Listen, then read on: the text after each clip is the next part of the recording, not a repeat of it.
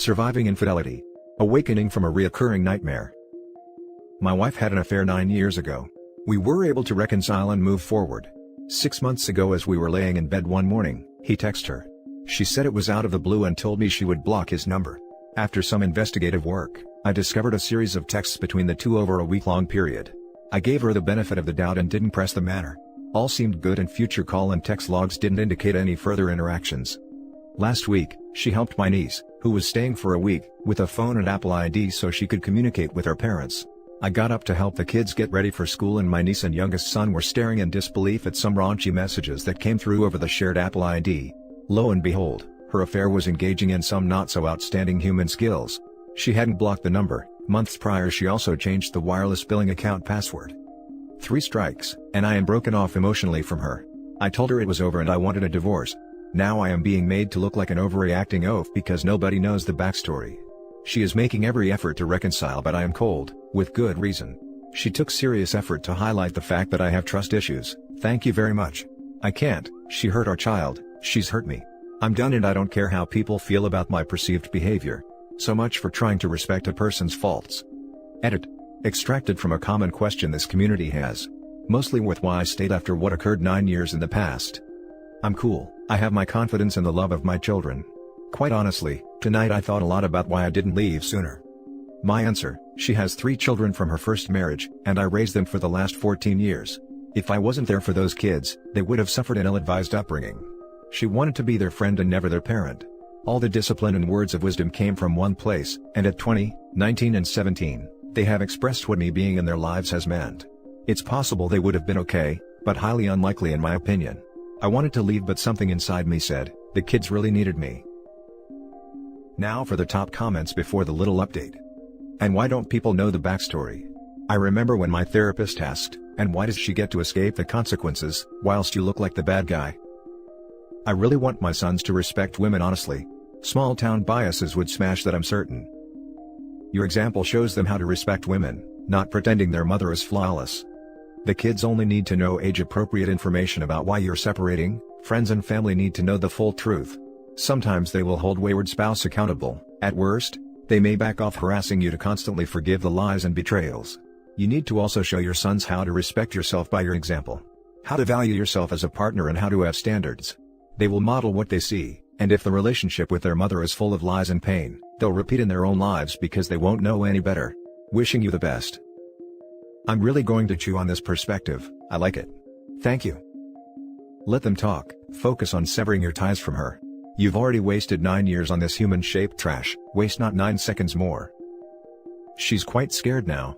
Went as far as deleting her social media accounts and changing her phone number. She has never seen me disconnected. Too little, too late. Edit. I changed my mind on the let them talk thing.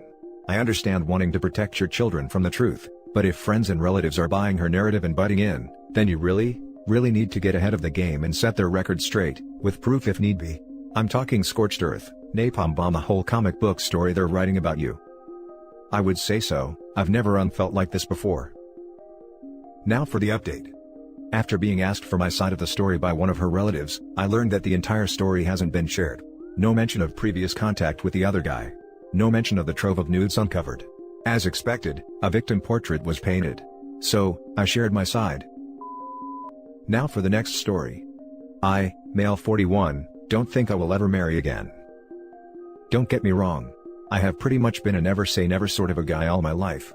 I have never really dismissed an idea, even if it made no sense in the first place. Show up and follow through has been my motto of sorts. But this is something I will not go through again. To love someone wholeheartedly, to give them everything, to place them above and before you, to be there in sickness and in health, and a couple of near-death illnesses, to be awake all hours of the night nursing them back to health, to give them the benefit of the doubt over and over. To take all the crap they throw at you, to absorb their manipulation, lying, insults, BS, and gaslighting, is something I do not want to put myself through again. To do all that and watch them flush a fully functional and loving marriage down the toilet like a turd is not something I cut into, at all. To be cheated on by someone you love is the worst thing in life, period.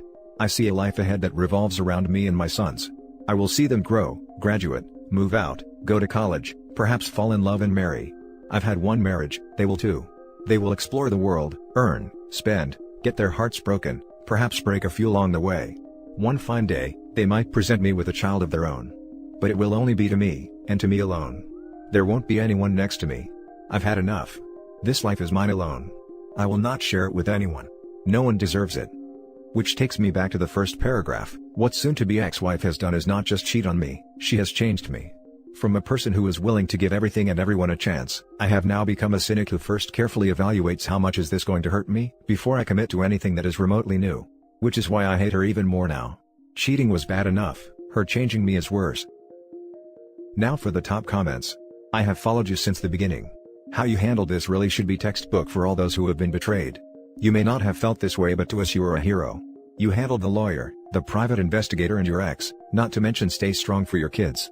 As for your ex, minimizing contact with her is by far the best way to handle someone like her. I understand your choice to not get married again. This type of trauma takes a huge amount of time to deal with, and rushing into another relationship would not be advisable. However, it doesn't mean you can't go out and date even if it's a one-night thing. For me, it helped regain my self-worth, but it showed my ex that not only I will move on, but to let her know that what she did to me will not stop me from finding someone far better. Stay strong, my friend. I agree. I have the same feelings and a similar story, but I'm female. I too struggle with how much the betrayal has changed me and my optimism about the future. There is also a real fear of putting yourself out there, because I can't imagine ever getting close enough to anyone to be hurt again. At the same time, the thought of not having any kind of relationship devastates me, but I'm not sure I'll ever be able to trust or open up completely. I often say the only ideal future partner for me would be someone who got screwed over as much as I did. Someone who has been through it would truly not want to ever make someone else feel this way. I hope you, and anyone else who feels this way, eventually gets to the point where they feel hopeful about the future. I'm trying. Prayers and positive thoughts to you. I totally feel you. I was screwed over by my ex-husband of 10 years, together 14 years with 9-year-old sons.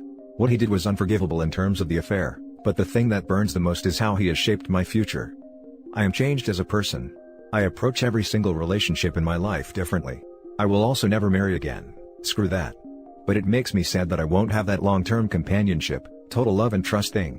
I won't be able to watch my babies grow with anyone, marvel at how we made them, be so freaking proud of everything they achieved together. That burns. Precisely. When my kids ask me why other kids have both parents living with them, it just kills me from within. These little angels are my world now, and I would slay dragons for them. But I am helpless when they ask these questions. I'm ahead of you there, 2 marriages with cheating ending them, now 44. For me, the worst part about it is, twice I have gotten up in front of my family and friends and declared my love for someone and committed till death do us part, and they've cheated. I would feel too ashamed to ever do it again. It's like the little boy who cried wolf. Thinking of our wedding day and going through all those memories makes me feel like such a fool. Really, if it weren't for the thought that my kids might want to see the wedding album one day when they are older, I would have burned it to a crisp a month ago. You have been through a ton. Time to focus on yourself now, I guess. I hope you find happiness. Now for the last story. My, male 29, girlfriend, female 29, of 6 years broke up with me 5 weeks ago. Last week I found out she'd been cheating on me. So, here's a bit of backstory. We met 6 years ago at work and started going out not long after meeting. We ended up having a kid pretty quickly, happy accident. 2 years away we brought our first home with money I inherited from my dad. All seemed well up to this point. So the breakup itself. A week or so into January, we were just done watching TV and about to go to bed. Before we do, she says we need to talk. No one likes hearing this and I immediately freak out. She says she feels like we're drifting apart and never talk anymore. I was very confused about this as we see each other every day and talk all the time. She brought up a few points, some of which were fair, others not so much. We've been engaged for 4 years and she felt like we were never going to get married. Fair point, but we had both agreed to focus on doing up the house and wanted to wait for our son to be a bit older. She wants more kids but felt like I didn't. Not true at all. I don't know why she thinks I wouldn't like more kids, I've always been open to it. She wants to buy a bigger house one day, but thinks I'm too comfortable in our current home. Who doesn't want a bigger house? But at the minute, our current one suits us fine. I don't help around the house enough. This is a very valid point. I've been so lazy the past year, somewhat due to COVID constantly being on my mind. I'm an essential worker. But obviously I can't blame it all on that. I've not been doing DIY around the house as much. The first 2 years in this house, I used all my holiday time to get stuff done, but she's had complaints about everything I've touched. Instead of wasting time and money on doing it myself, I've been saving money to get it done professionally. Plus, with the house never being empty due to COVID, Getting DIY done isn't the easiest. I don't make enough effort with her friends. I don't think that was a fair point. Some of her friends I've only met at parties and stuff, some of them haven't been the nicest to me, but I've always made an effort with her best friend. Anyway, after the talk, she sleeps on the couch and in the morning goes to her mom's. She plans to stay a while and packs a few things. I spend the whole day a mess while trying to look after our son. Around 6 or 7 p.m., I get a text saying she's coming home to see our kid and have a talk with me. Obviously I'm nervous. She gets home, I ask if she wants to talk. She says let's talk after, then little one goes to bed. I just ask if we're okay, she says yes. We put our son to bed and have a talk about everything bugging her. She says we're okay but we needed to have that talk, says she might need to still spend some time with her mom. I agree to do better, we hug it out and make up. Watch TV and go to bed. At this point I hadn't slept in over 24 hours, so I'm feeling pretty good and get a good night's sleep. So over the next few days, things seem mostly normal. She spends time with her mom in the evenings sometimes, which is fine. I'm still feeling on edge and anxious every time but want to let her do what she needs to do. So one day I'm at work, just about to finish, then I get a text from her asking if I can make my own way home because she's having dinner with her mom. I say okay, I'll meet you at home later. I can already tell something isn't right. I get halfway home and get a gut feeling that there will be a letter waiting for me when I get home. I was right. There was a letter sitting on the bed. A load of her stuff was gone, including her work stuff.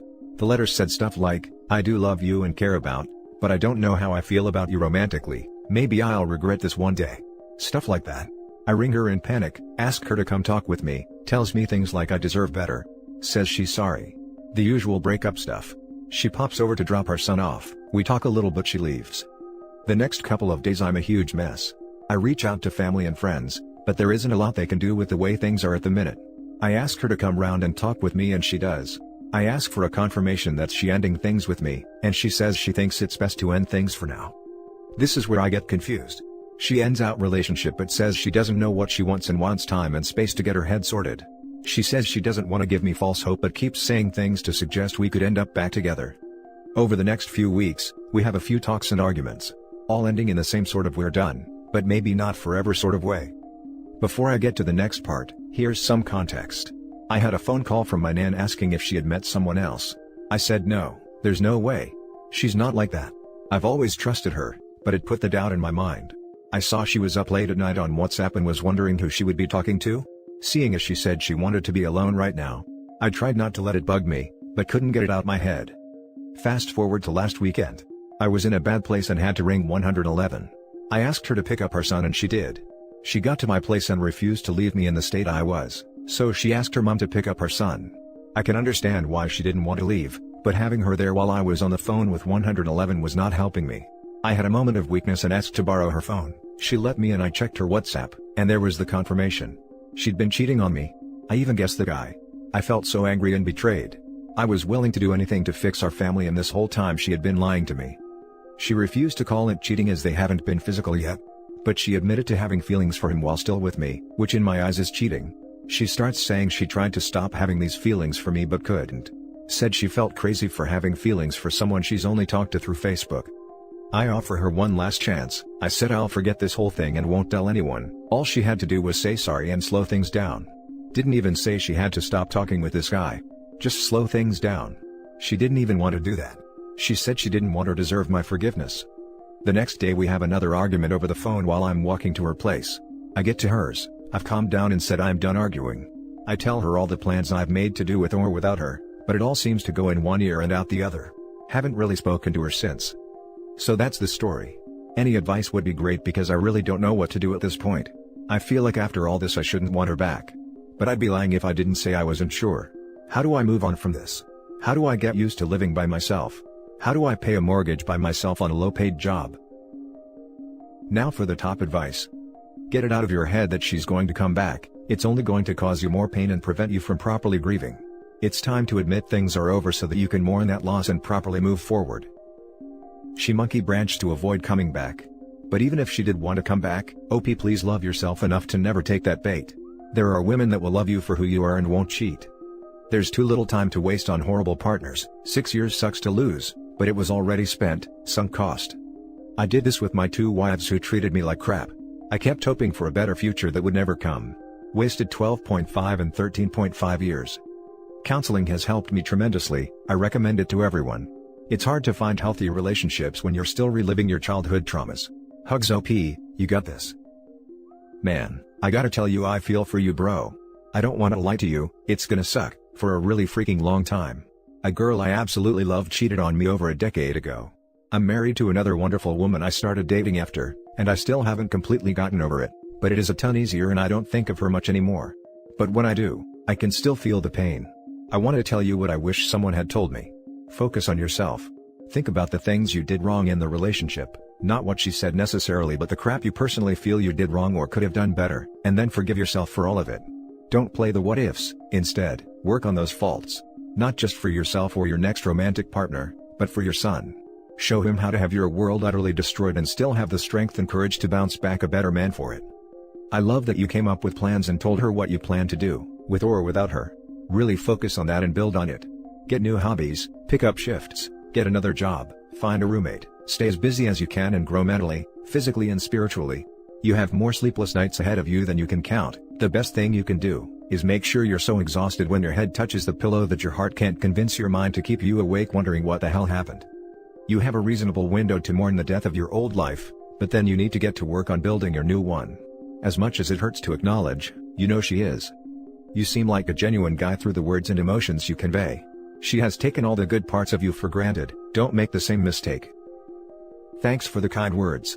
I have tons of plans to get myself into, just have to wait for the country to open up first, UK. And that's it for this video, guys. If you have thoughts to share, leave a comment below. Don't forget to hit like and subscribe if you like this content. I'll catch you in the next one. Good day, everyone.